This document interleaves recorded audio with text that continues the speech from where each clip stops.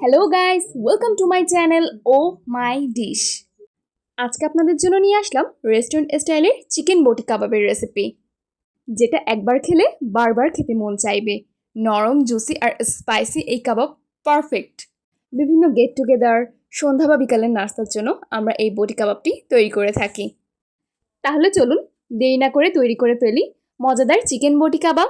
প্রথমেই আমি চিকেনটাকে কিউব করে কেটে নিই। এতে রসুন বাটা, আদা বাটা, জিরা বাটা, গরম মশলা বাটা, স্বাদমতো লবণ, টক দই, হলুদ গুঁড়ো, মরিচ গুঁড়ো, ধনিয়া গুঁড়ো, সয়া সস, লেবুর রস আর সর্বশেষ উপকরণ হচ্ছে সরিষার তেল দিয়ে ভালো করে প্রত্যেকটা মশলা চিকেনের সাথে মাখিয়ে ম্যারিনেট করে নেব।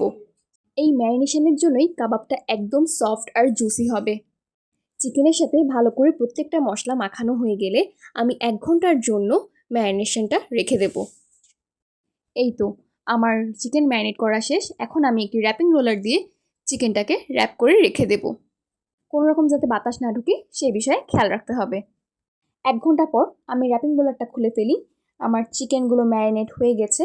এবার আমি কাঠিগুলোতে চিকেনগুলো একে একে করে গেঁথে নেব। এবার আপনাদেরকে একটি ছোট্ট ট্রিক্স বলে দিই। এই কাঠিগুলো যখন আপনারা ব্যবহার করবেন, ঠিক তার ব্যবহারের 10 থেকে 15 মিনিট আগে পানিতে ভিজিয়ে রাখবেন।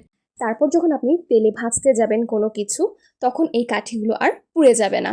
কিন্তু যদি আপনি পানিতে সেভাবে ভিজিয়ে না রাখেন, তাহলে কাঠিগুলো পুড়ে যাওয়ার সম্ভাবনা অনেক বেশি থাকে।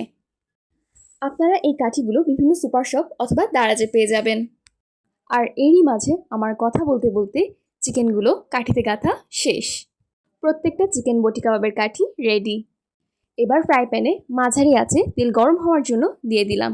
তেল গরম হয়ে গেলে একে একে প্রত্যেকটা বটি কাবাবের কাঠি দিয়ে দিলাম। কাবাবগুলোকে মিডিয়াম ফ্লেমে ধীরে ধীরে ভাজবো, যেন ভেতরটা ভালো করে সিদ্ধ হয় আর বাইরে থেকে ক্রিস্পি আর গোল্ডেন ব্রাউন কালারটাও সুন্দর মতো আসে। এই তো এবার উল্টানোর সময় চলে এসেছে। একদিক হয়ে গেলেই সাবধানে উল্টে দিতে হবে। দেখুন কি সুন্দর কালার এসছে, আর স্মেলটা তো বলার বাইরেই। আমার তো এখন আর রেস্টুরেন্ট যাওয়া লাগছে না চিকেন বটি কাবাব খাওয়ার জন্য, কারণ আমার ঘরেই এখন তৈরি হয়ে গেছে রেস্টুরেন্ট স্টাইলের চিকেন বটি কাবাব। দেখলেন তো কি সহজেই তৈরি করে ফেললাম রেস্টুরেন্ট স্টাইলের হোমমেড চিকেন বটি কাবাব। বাইরেটা কি সুন্দর গ্রিল আর ভেতরেরটা নরম আর জুসি। দেখুন, আমি তো আমার প্লেটটি মোগলাই পরোটা, চিকেন বটি কাবাব আর সালাদ দিয়ে সাজিয়ে নিয়েছি। আপনারাও বাসায় তৈরি করে অবশ্যই জানাবেন। আল্লাহ হাফেজ।